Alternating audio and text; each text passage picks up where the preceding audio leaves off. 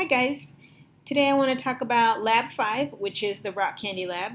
The goal of this lab is to help you understand more about solutions, and in particular this is a supersaturated solution, which means you're dissolving the sugar into water until no more sugar can dissolve. And once you hit that point, um, it becomes supersaturated, and that's needed to get the crystals to form to make your candy.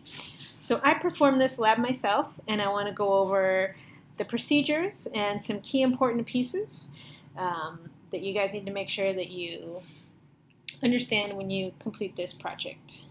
So I'll go ahead and walk you through all the steps. First important topic to discuss is variables. You need to pick an independent variable to change.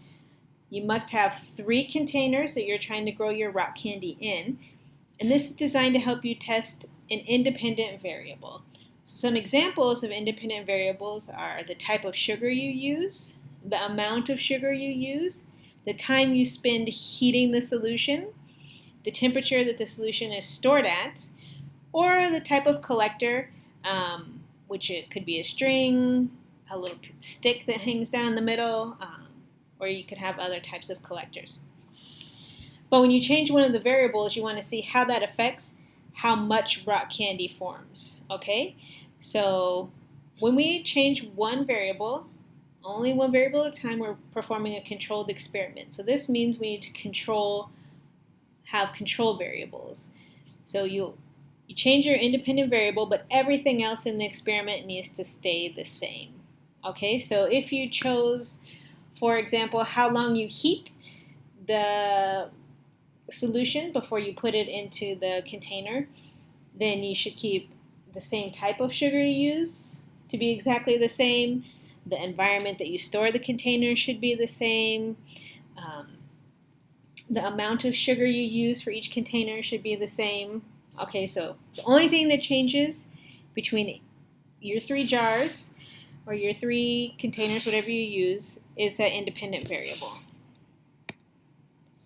For my experiment, when I did this, the independent variable that I selected was the type of sugar. So I used cane sugar, powdered sugar, and brown sugar. Our procedure: you take 1 cup of water, you put it in a pot, you bring it to a boil on the stove. Once it's boiling, you add the sugar to the water.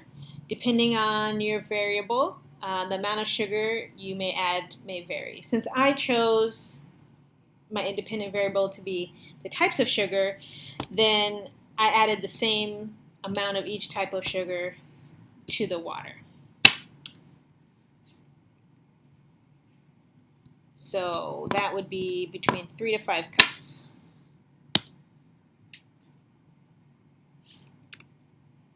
And it's between 3 to 5 cups because you need to make sure that you get the solution supersaturated.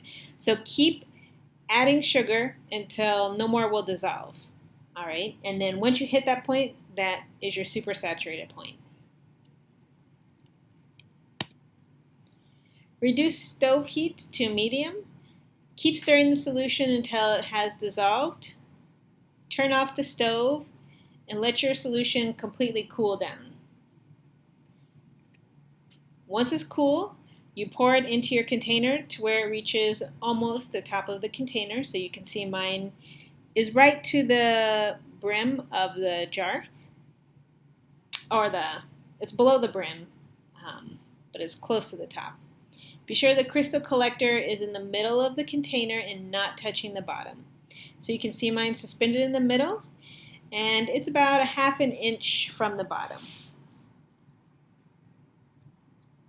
Repeat the procedure for the remaining 2 containers, obviously changing your independent variable. So I repeated that 3 times, that procedure, with each one of the sugars. So you can see I have, in the image on the right, I have my cane sugar, then I have my powdered sugar, then I have my brown sugar.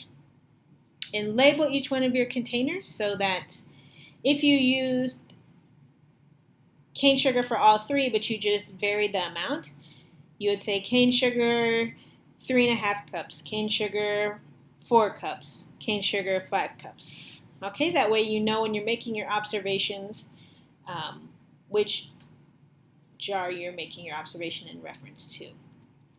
So observe the crystal formations daily. You're going to need to write down your observations, qualitative and quantitative. If you can get quantitative, that might be a little bit hard. Qualitative means I observe there are crystals mostly forming along the top. I observe some small crystals forming on the collector. Quantitative would be some sort of value like a measurement. That would be a little bit hard unless you took your collector out and could measure the circumference of the crystals growing around your collector. So I don't know if you want to disturb your collector. If it looks a little fragile, then the crystal's forming, you may not want to pull it out and try to take a measurement.